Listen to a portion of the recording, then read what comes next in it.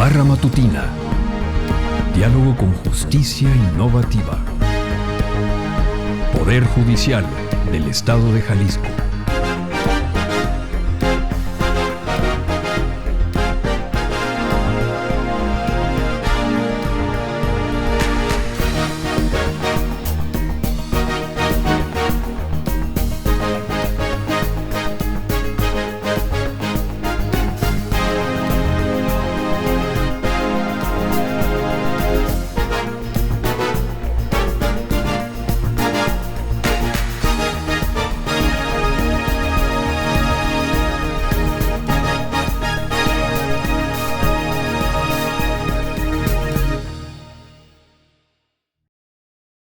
Bienvenidos a la Barra Matutina, Diálogo con Justicia Innovativa del Poder Judicial del Estado. Bueno, esta mañana nos da mucho gusto desde el edificio Luis Manuel Rojas estar grabando este programa para todos ustedes y decirles que estamos muy contentos que nuestros seguidores están los martes y jueves aquí a través de Spotify, YouTube y Facebook. El día de hoy nos da mucho gusto tener a un invitado de lujo. Él es el doctor, muchas gracias doctor, Adrián Velázquez Aldaz. Así es, maestra. Y bueno, el doctor Adrián ya teníamos mucho tiempo queriéndolo invitar a este programa porque lo que él maneja es un tema sumamente delicado y que seguramente muchos de ustedes han escuchado y no saben de qué se trata, en qué consiste. Y esto es el Protocolo de Estambul y la famoso síndrome de tortura. Muchas gracias, doctor, por estar aquí con nosotros. Muchas gracias, maestra. Esta invitación. Muy buen día a todas y a todos. Espero que se encuentren muy bien en sus hogares o donde sea donde se están viendo. Muchísimas gracias, maestra Juan, por su invitación. Como bien decía la maestra, estábamos organizando esto desde hace tiempo, pero hoy se dio el día, así que estoy muy contento y bendecido de estar aquí con ustedes. Y bien, lo que usted decía, maestra, es bastante importante. Hablamos mucho a veces de tortura, se menciona tanto la tortura, pero la realidad es que no llegamos a saber las dimensiones, la importancia y cómo prevenir la tortura. Si bien a veces hay un sesgo social donde se dice, es que deben de confesar las personas que detienen a los delincuentes, no necesariamente tiene que ser esto. ¿Por qué? Para empezar, nuestro país es uno de los tantos países a nivel mundial que prohíbe completamente la tortura y lo ha ratificado en varias ocasiones. Entonces, es muy importante conocer este punto porque nosotros no podemos ejercer la tortura. Pero es importante también conocer la definición de tortura, que es toda acción que puede realizar un servidor público, incluso particulares, para ejercer el dominio de una persona. Esto en formas coloquiales. Incluso particulares, o sea, esto es muy importante, porque no sabes hasta dónde llega y ahorita pues es el pan de cada día, lamentablemente. Sí, ¿no? Desgraciadamente es algo que pasa frecuentemente, pues a diario, esa es la realidad. Pero también hemos tenido buenos mecanismos aquí en el estado de Jalisco para prevenir y erradicar este mal que nos acecha a todos y a todos. Y uno de esos es que aquí en Jalisco es el único estado a nivel de toda la República que tiene una unidad especial para el Protocolo de Estambul. Y esto los jaliscienses nos enorgullece muchísimo porque es una manera de erradicar, prevenir y sancionar la tortura. Entonces, eso es algo que está innovando a nivel nacional. Claro, y ¿sabe qué, doctor? Bueno, para nosotros incluso aquí nos tomó de sorpresa esta cuestión, hace un rato que lo platicamos. ¿En qué consiste esta unidad? ¿Qué hay? ¿Quién la forma? ¿De dónde depende? Y quienes consideren que pudieran ser personas que estuvieron bajo alguna situación de esta naturaleza, pudieran acudir o cómo es. Sí, se tiene que poner una denuncia, no necesariamente incluso la denuncia, porque sabemos de que el protocolo de Estambul menciona que se hace una investigación de oficio. Esto es decir, que no se necesita una denuncia ciudadana, simplemente con la simple sospecha de que se tiene que una persona fue víctima de tortura, se debe de investigar. La unidad de protocolo de Estambul que tenemos aquí en Jalisco se formó hace 6-7 años más o menos y consta de peritos y médicos especializados sobre este tipo de delitos. Alrededor se realizan unos 30 dictámenes al mes sobre esto, tanto en el sistema inquisitivo como en el sistema de orabilidad. Entonces se trabajan con los dos sistemas que actualmente trabajamos aquí en México así. Claro, qué interesante. Y bueno, me queda una duda, yo no sé, a lo mejor voy a pecar pues ahora sí que de ignorante. La tortura tiene que ser forzosamente tema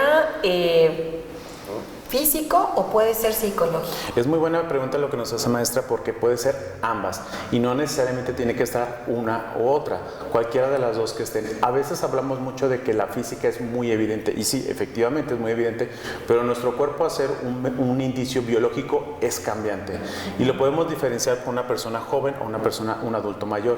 Si hay una lesión de una contusión, seguramente la persona joven en 10 días va a tener una resolución completa. En cambio, una persona adulto mayor va a tener que pasar más tiempo. Claro. Entonces, es muy diferente el comportamiento del cuerpo humano en una persona joven como una persona adulta.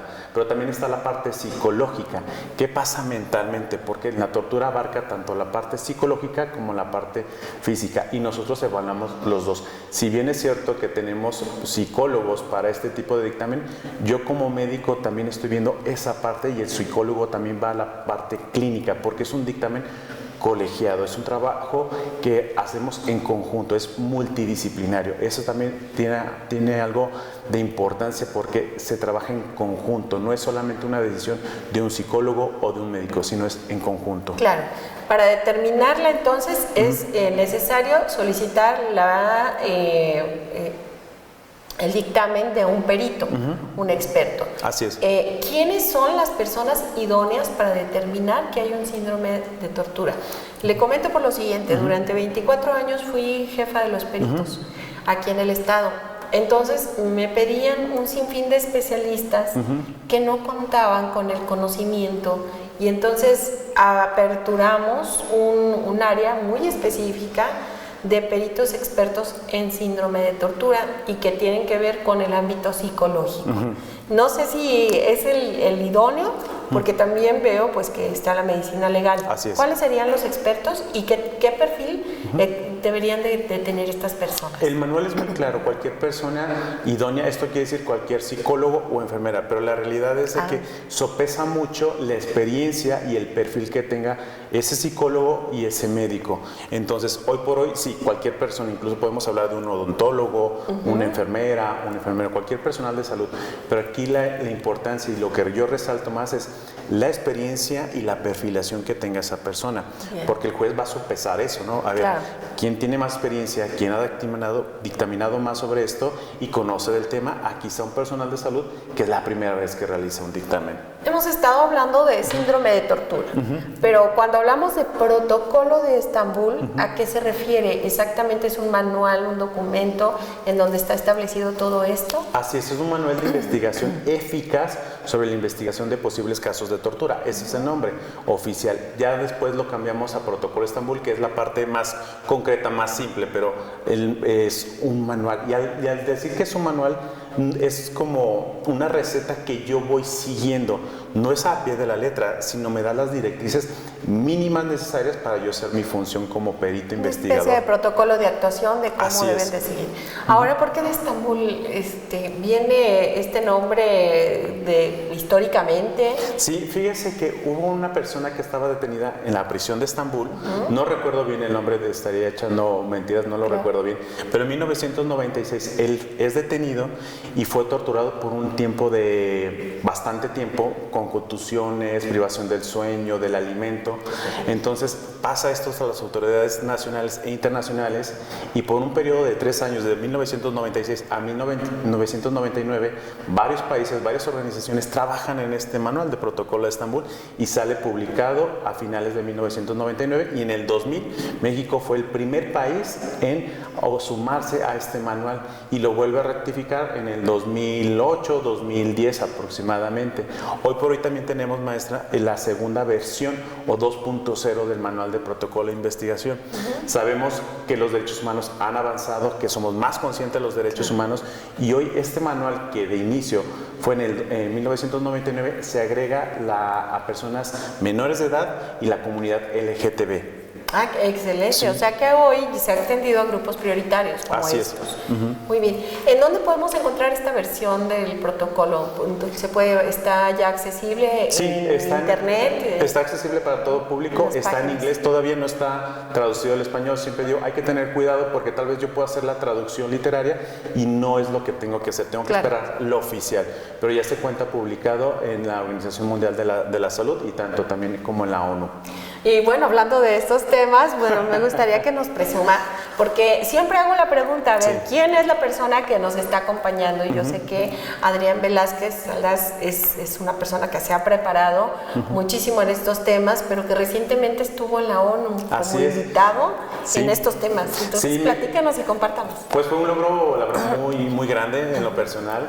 Me sentí muy contento. Yo siempre he sido de tocar puertas y es algo que siempre voy a aconsejar. Hay que tocar puertas, el no ya lo tenemos. Entonces estuve mandando pues correos electrónicos y me conectaron la ONU de Nueva York para ver si podía acudir a dar una plática sobre el protocolo de Estambul y el uso de tipo de fuerzas que se está haciendo aquí en Latinoamérica. Tengo varios colegas y profesores que están en otros países como Perú, Argentina, Bolivia, y haciendo un censo con ellos pues llegamos a la misma problemática que tenemos aquí en México. Entonces tuve la oportunidad de expresar esa problemática, pero también tuve la oportunidad de decir hay soluciones, y algo también muy importante, maestra, que quiero dar hincapié es la sociedad.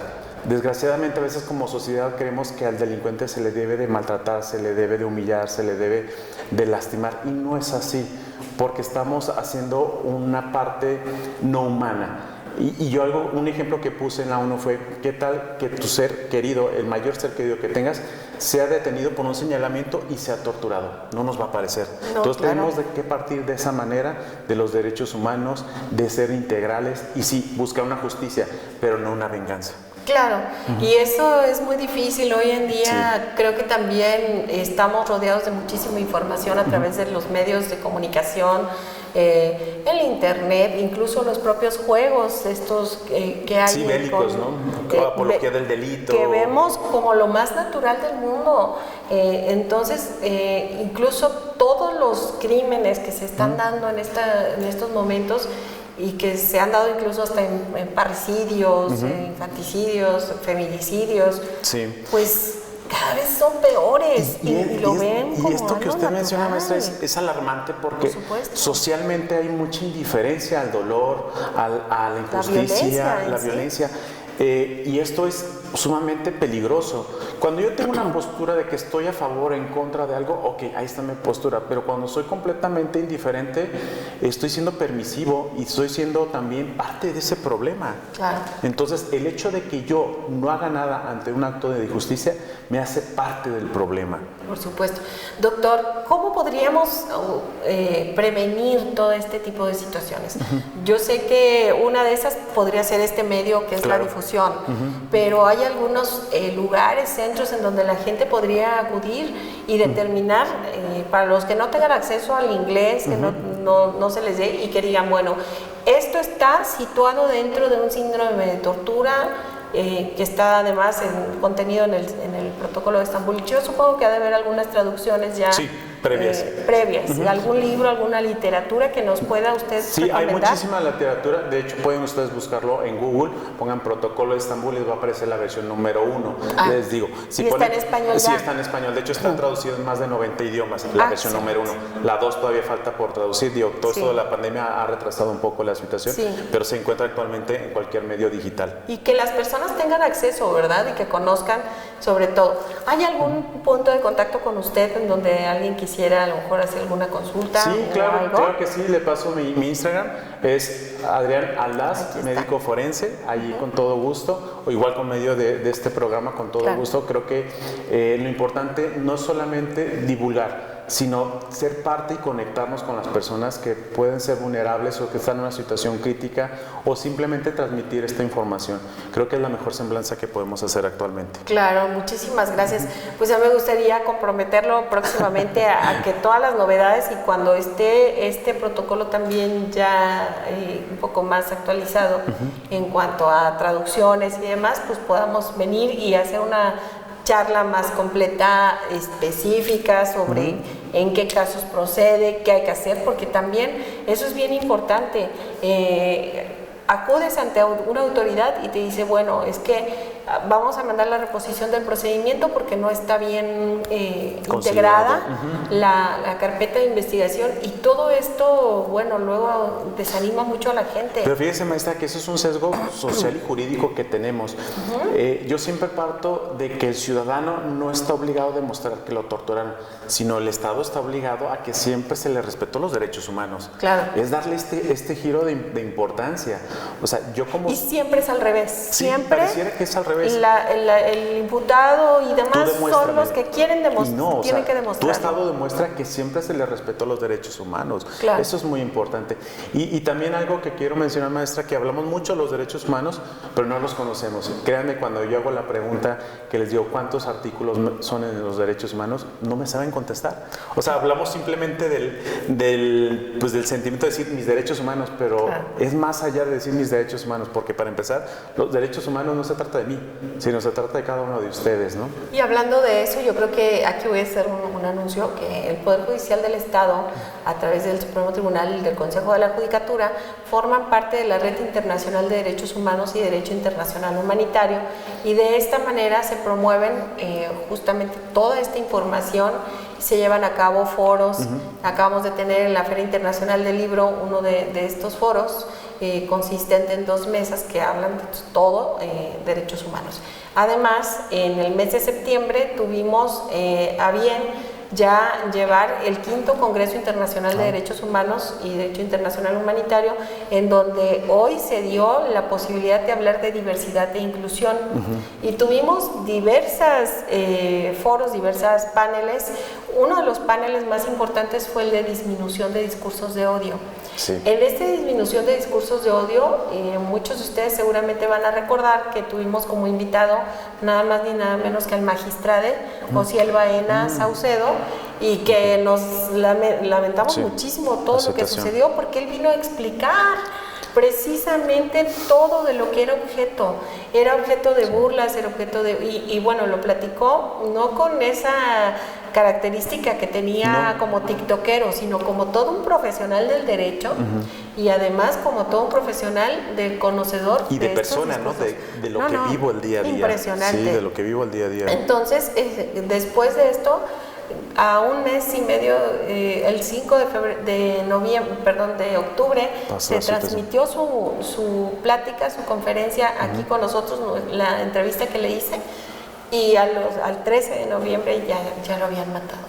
Entonces, las circunstancias todavía están por... Sí, causa efecto, ¿no? Sí, causa efecto. Pero qué terrible, porque todavía analizas los discursos de las noticias y dice, ándele, que bueno, muchas cosas que tú dices, mucho ¿cómo odio. podemos mucho odio. sacar esta parte? Porque esto nos lleva a una cosa y a otra y a otra y a normalizar. Y es lo que estamos hablando, maestra, que se busca la venganza más que la justicia. Así es. Y esto nos hace despersonalizarnos y nos hace menos humanos.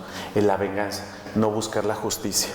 Así es. Y bueno, volver al tema de los derechos humanos, conocerlos, acercarse a esta clase de eventos que hemos estado promoviendo, porque además son gratuitos. Sí, y es el hecho, ya lo decía Albert Einstein, ¿no? Que la mayor fuerza es la voluntad de querer aprender. Entonces, tengamos esta voluntad de realmente aprender, y no solamente decir un discurso, decir mis derechos humanos, porque no se trata, volvemos a lo mismo, no se trata de mí, se trata de los demás.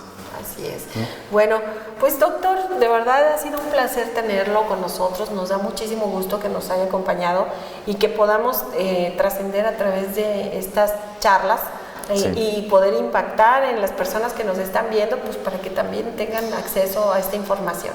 Muchísimas gracias, maestra, muchísimas gracias a todo el auditorio que nos está escuchando, y en verdad con todo gusto estoy para servirles. Yo creo que es mi mayor virtud el servir, y si no venimos aquí en este mundo a servir, no tiene ningún sentido. Muchas gracias. Y a nombre del magistrado Daniel Espinosa Licón, él nos encargó, pero muy fehacientemente, que tomáramos este contacto con usted, y nos da mucho gusto por fin que el se haya honor hecho. es mío. Muchísimas gracias y que tengan un excelente día. Bonito día. Hasta luego. Pronto. Nos vemos en la siguiente cápsula. Bye.